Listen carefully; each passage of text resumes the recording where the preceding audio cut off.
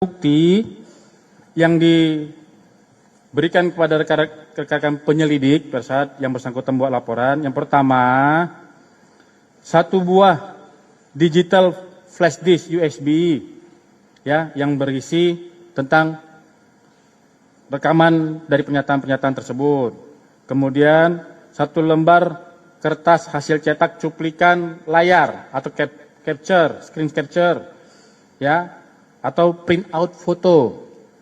Yang ketiga, satu lembar surat berharga dokumen, ya, dokumen surat, satu lembar surat berharga dokumen surat rilis aksi, ya. Itu ada 3 barang bukti yang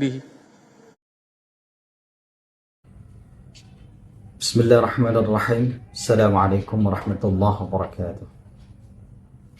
Hamdan wa syukran lillah, salatu wa salaman ala rasulillah, sayyidina maulana Muhammad ibn Abdullah wa ala alihi wa sahbihi wa wala, amma ba'd.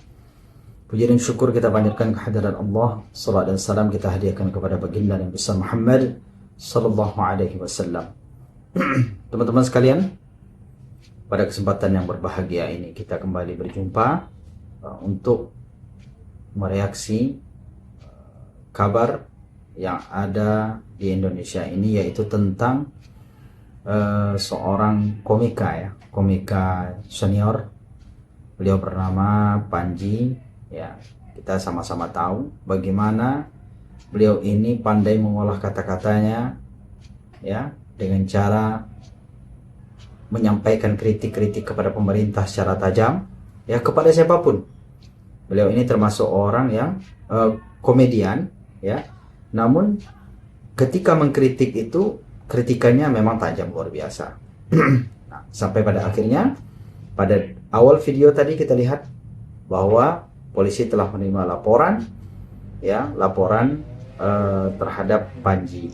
Apa yang telah dia ucapkan itu akhirnya dia menerima akibat dilaporkan ke polisi. Teman-teman sekalian, dalam acara beliau disebut dengan Menstrea ya. Mungkin kita sudah banyak menonton ya, bagaimana isinya itu mengkritik pemerintah habis-habisan.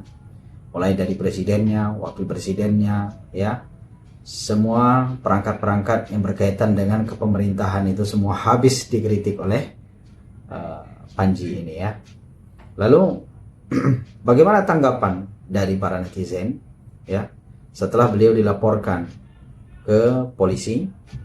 Ada beberapa yang menyindir tentang laporan-laporan tersebut, kemudian ada juga yang membela. Ini biasa ya, pembela ada, pembenci juga ada.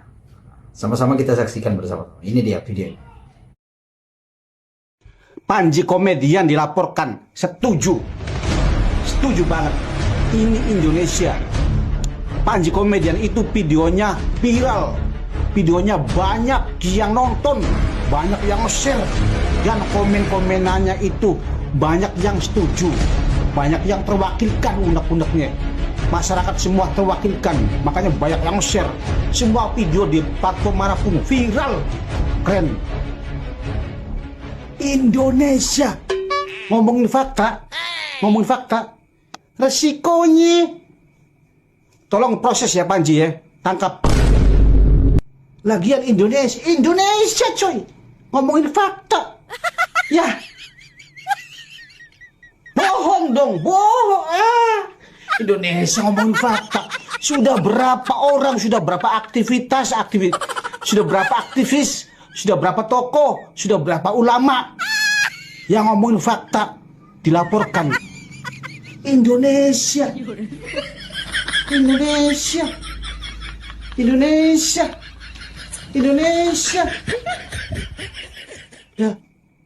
Indonesia itu nggak boleh ada orang cerdas memimpin, harus ngaco. Indonesia, kalau rakyatnya cerdas nanti pada ngeritik. Nggak boleh Indonesia. Terus Indonesia itu nggak boleh rakyat kaya, nggak boleh. Kalau rakyat kaya nanti nggak bisa disuap, nggak bisa menghamba ke bansos, nggak boleh. Indonesia ini hidup cuma sekali jadi WNI ngomongin fakta, kelar. Kenapa dilaporin? Karena agar nggak muncul lagi omong-omongan fakta dari masyarakat. Kelar. Ya kayak Indonesia ini men. Lu ngomongin fakta, siap-siap aja dikirim bangkai ayam, telur, bom molotov. Indonesia ini masih zaman ngomongin fakta. Ya Allah, lu ngomongin fakta lagi gue tampol lu. Mana-mana itu tongkat Nabi Musa. Iya. Nah, ini dari netizen ya. Jadi bahasa satirnya beliau mengatakan, kita itu tidak boleh mengomong fakta. Membicarakan tentang kenyataan yang ada di Indonesia ini jangan. Lebih baik kita membicarakan kebohongan-kebohongan saja. Karena ketika kita membicarakan kenyataan, fakta yang sebenar-benarnya, hati-hati, siap-siap kita akan dilaporkan. Itu maksud dari pembicaraan apa yang disampaikan oleh seorang YouTuber ini tadi ya. Ya begitulah. Apa yang disampaikan itu benar. Beberapa para aktivis menyampaikan kebenaran. Yang menyampaikan kebenaran itu yang akan dilaporkan. Bukan yang menjadi objek penyampaian itu yang harusnya diusut. Coba kita melihat ke belakang. Ya, beberapa menteri dari zaman Bapak Presiden Jokowi yang menyebutkan setiap mereka ini berkasus, kasus korupsi selalu menyebut nama-nama Jokowi. Tapi nama Jokowinya tidak pernah diusut. Mereka hanya stagnan sampai kepada menterinya saja. Hebat kan? Itu mereka menyampaikan kebenaran di pengadilan. Karena di pengadilan kita itu kan dengan harus menyampaikan kesaksian-kesaksian yang benar, yang real, tidak boleh yang palsu, fakta yang sebenar-benarnya. Toh ternyata ketika disampaikan itu, Bapak Jokowi sampai dengan sekarang aman-aman aja. Ya kan? Jadi apa yang disampaikan oleh seorang YouTuber ini tadi itu luar biasa, betul itu. Kenyataannya memang seperti itu. Lalu bagaimana misalnya dengan Ustadz Kondang, seperti kita ketahui Ustadz Abdul Somad. Beliau ini menyinggung juga ya masalah ini. Memang tidak terlalu panjang apa yang disampaikan, tapi bagi kita itu cukup mengena. Apa kata beliau? Ini dia videonya. Zaman dulu pelawaknya lucu, pejabatnya serius. Kalau zaman sekarang Ustaz? Zaman sekarang pelawaknya serius, pejabatnya lucu. Dengan fenomena sekarang nih Ustaz, yang lagi viral Ustaz, apa bedanya zaman dulu sama zaman sekarang nih Ustaz? Itu kata Uwas ya, Ustadz Abdul Somad menyebutkan bahwa kalau zaman dulu itu memang pelawak itu memang lucu. Jadi pemerintah itu memang serius mengurus negara. Ya, kalau sekarang itu jangan main-main. Pelawaknya itu serius, pemerintahnya yang lucu. Kenyataannya seperti itu kan? Ya, giliran pembahasan yang serius mereka anggap itu bercanda. Ya, seperti misalnya dalam penanganan bencana awal-awalnya ketika bencana itu terjadi. Banyak negara-negara luar yang ingin membantu. Terus Bapak Presiden mengatakan dan menteri-menterinya mengatakan kami ini kuat. Negara kami tidak butuh bantuan. Kami ini adalah negara yang kaya, yang memiliki banyak harta berlimpah apa segala macam, bisa kami berdiri di atas kaki sendiri tanpa perlu bantuan luar. Ternyata sebelumnya ketika membangun IKN, ya, ibu kota negara yang ada di Kalimantan, ternyata butuh juga kita investor luar untuk membantu penyelesaian pembangunan itu. Jadi mana yang benar ini? Ya, inilah kita melihat bagaimana negara ini, ya, pemerintahnya itu tidak serius untuk menangani problem-problem yang ada di negara. Sementara pelawak-pelawak kita serius mengkritik negara. Itu perbedaan antara zaman sekarang dengan zaman dulu. Ya. Lalu beberapa pernyataan ini ternyata mendapat tanggapan juga dari tim-timnya Termula ya. Ini adalah orang-orang yang yang memang benci dengan kritikan-kritikan terhadap pemerintah. Jadi ketika ada yang mengkritik pemerintah, ada juga pembela-pembelanya, ya, tim-timnya Gibran. Ini dia di antaranya. Ini militannya, ya, militan daripada timnya Gibran. Kita saksikan bersama-sama. Jijik banget gitu, masih bagusan kotoran di sampah, kotoran di tong sampah sama di WC gitu loh, dibanding si Panji gitu. Karena apa, kan lihat lawakannya kok norak banget gitu. Dan akhirnya sekarang ini dia memang udah jadi sampah beneran, ya, dibully oleh masyarakat banyak. Ya, mudah-mudahan dia ini tobat, ya, jangan sampai lagi hinaan dijadikan alasan untuk mengkritik gitu. Kata kritik itu pada menjuru kata fisik ya, Hah? ya, atau mengatakan fisik langsung ya, bukan mengkritik kebijakan. Iya, nggak boleh itu Panji itu. Dia juga harus sadar diri. Dia menghina Pak Gibran. Pak Gibran itu wakil presiden, ganteng, cerdas. Lah dia apaan? Hah? Mukanya aja kayak ikan betok. Panji itu kalau dijajarin sama Gibran, jauh Pak, kesetnya Gibran. Mukanya aja kayak ikan betok, Pak. Tahu ikan betok? Ikan betok yang ada di lumpur. Mirip kayak Panji, Pak. Masa mau menghina Pak Gibran yang udah jadi wapres, Pak? Dia di sini anak bangsa, sebagai anak bangsa apa kontribusinya? Nggak ada kan? Dia bukan siapa-siapa di sini. Gitu loh. Panji itu cuma sampah di bangsa ini. Gitu loh. Apa kata Daus ya? Ini Daus ini titelnya ini luar biasa nih. Panjang banget titelnya ya.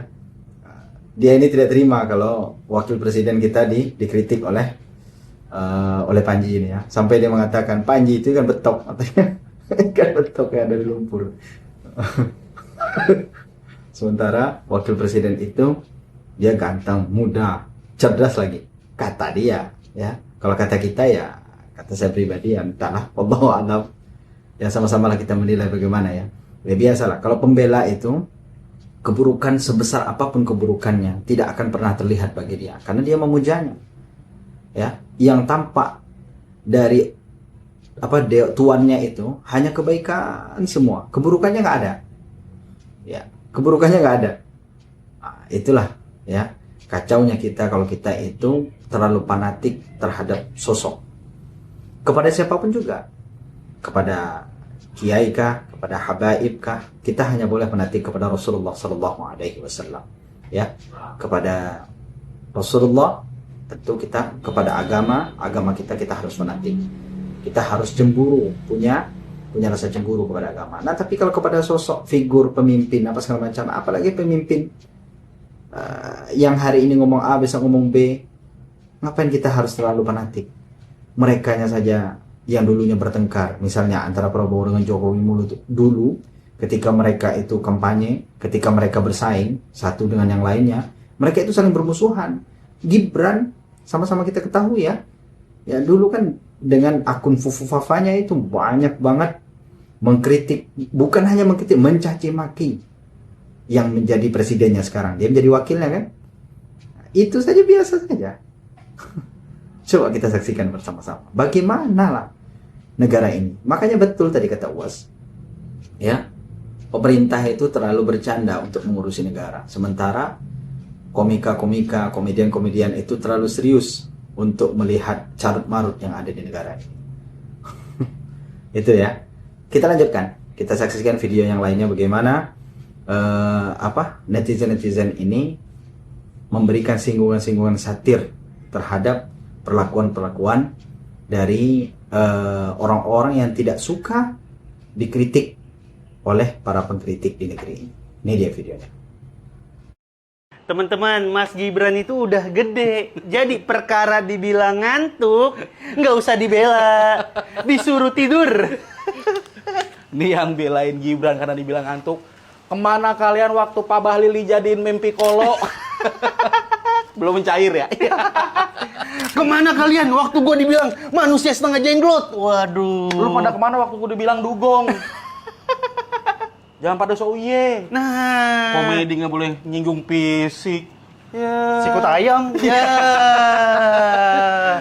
Lagian ya, gara-gara Mas Gibran dibilang ngantuk, kan Mas Gibran jadi kelihatan kerjanya.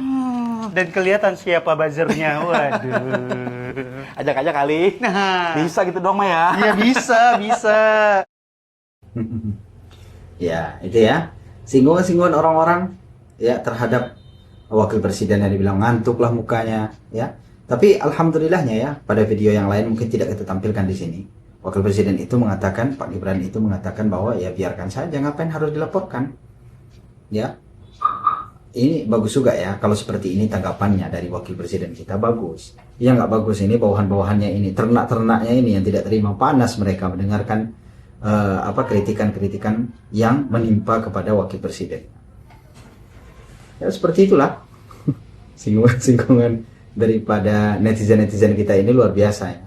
Ya seharusnya kita memang harus legowo, harus menerima, karena memang kita itu digaji oleh rakyat. Sekeras apapun itu, yang namanya kritikan, ya memang seperti itu.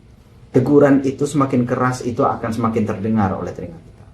Ya, apalagi ini pemerintah ini kan enak, digaji, diberikan fasilitas mewah, ya kan? Mereka tinggal mengurusi negara, ya kan? Seharusnya ketika mereka ingin mengurusi negara, karena mereka sendiri yang mau ingin mengurusi negara, ya mereka harus terima. Bagaimana negara itu, ketika negara itu tidak bagus, ya mereka harus menerima kritikan, karena mereka itu dibayar, digaji, diberikan fasilitas mewah untuk mereka mengurusi negara agar menjadi bagus. Ketika negara itu tidak bagus, ya harus menerima kritikan dong. Itu harus. Ya. Ini di antara kritikan pedas yang disampaikan oleh Panji itu, ya, terhadap Wakil Presiden yang menyinggung para termul-termul ini ya. Ini dia. Kita mau berharap sama siapa, guys? Berharap sama siapa? Kita cuma bisa berharap diri kita sendiri. Berharap sama siapa? Polisi kita membunuh, tentara kita berpolitik, presiden kita mau maafin koruptor, wakil presiden kita Gibran. Terima kasih, selamat malam. Ya, secara normatif apa yang disampaikan oleh Panji tadi betul. Polisi kita kan memang sekarang aja ini ada tim reformasi percepatan perubahan bagaimana sikap dari kepolisian yang selalu dikritik, akhirnya sekarang paling tidak sedikit banyaknya sudah agak berubah menjadi lebih baik. Sebelum-sebelumnya arogan. Kita sama-sama ketahui itu.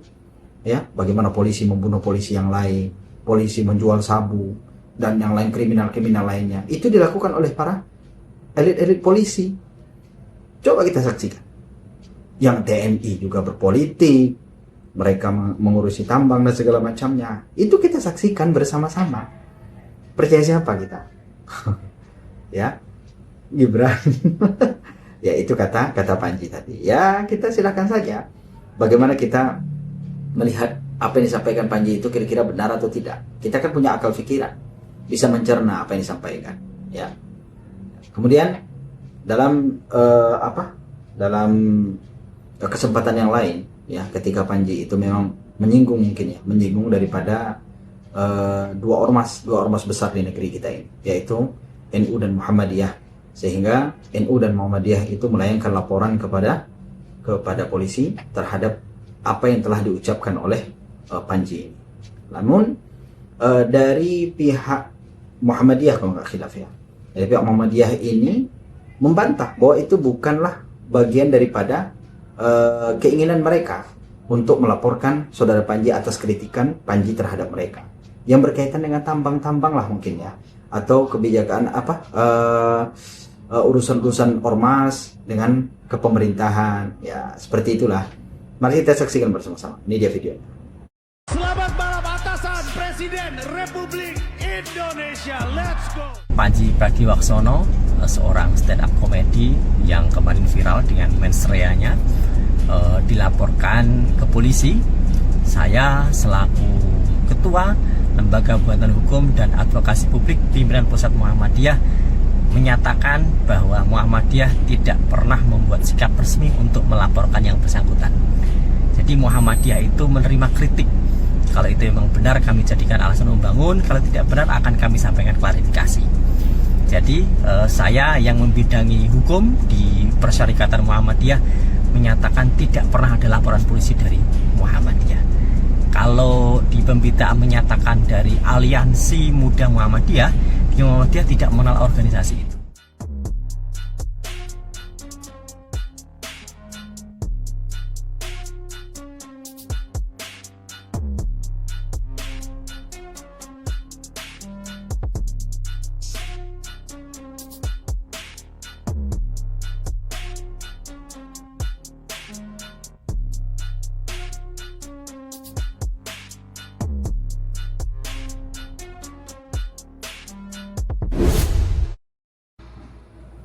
Ya, itu tadi ya pernyataan daripada aliansi NU dan Muhammadiyah tegas menyatakan bahwa mereka tidak melaporkan tidak melaporkan Panji. Ya, bahkan mereka menerima kritikan itu ketika benar. Ketika salah mereka akan klarifikasi bahwa itu tidak benar. Itu dari Muhammadiyah. Adapun pernyataan dari PBNU sendiri, Gus Ulil mengatakan bahwa kita negeri ini harus banyak ketawa. Ya, jangan terlalu tegang. Komedian itu kan memberikan menghibur para penonton.